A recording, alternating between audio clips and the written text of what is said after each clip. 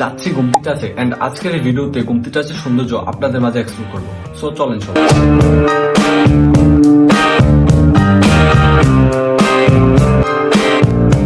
আসসালামু আলাইকুম গাইস, আমি Shuvo. Welcome to my new blog. আজকে আমরা যাচ্ছি কক্সবাজারের ফিলনিতে, কুমিল্লার সেই গুমতি টাচে।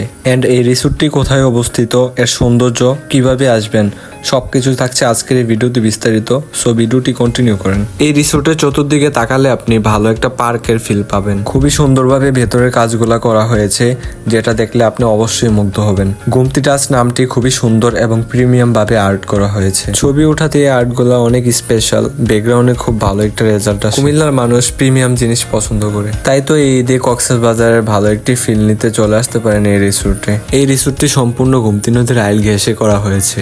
এই রমজান মাসে রোজা রেখে এখানে আসে খুবই ভালোভাবে গ্রুপলি ইফতার করার মতো কিন্তু পরিবেশ একটা তারা তৈরি করে দিয়েছে। এই রিসোর্টে বাচ্চাদের খেলার জন্য কিন্তু ভালো একটি পরিবেশ রয়েছে। এক কথায় রিসোর্ট কর্তৃপক্ষ খুবই ভালো ভালো কাজ করেছে, এই ক্রেডিটটা তাদের দিতেই হয়। আচ্ছা, রিসোর্ট নিয়ে তো অনেক কথা হয়েছে, এখন আপনি এখানে কিভাবে আসবেন সেটা নিয়ে কিছু বলি। এই রিসোর্টটি চাঁদপুর ব্রিজের সাথেই অবস্থিত। কুমিল্লার যে কোনো জায়গা থেকে যদি আপনি বলেন চাঁদপুর ব্রিজের সামনে যাব, তাহলে আপনাকে এখানে নিয়ে আসবে।